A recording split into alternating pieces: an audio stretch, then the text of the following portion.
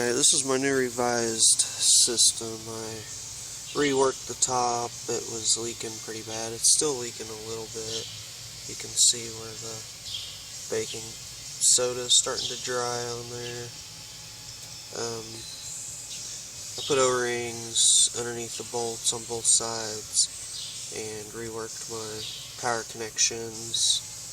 And I put an O-ring underneath there. I think I need to put one on top on the valve, the outlet valve, and clamp the lid down. It was building up too much pressure. So I moved my battery and my bubbler over, and I was playing around. I made a little torch too.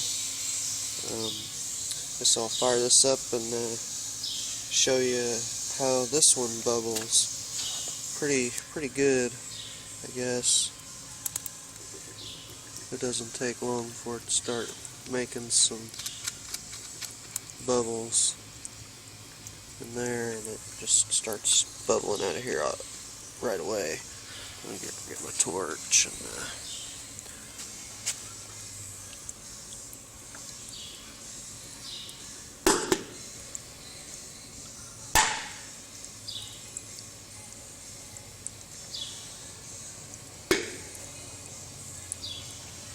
turn my torch up a little bit.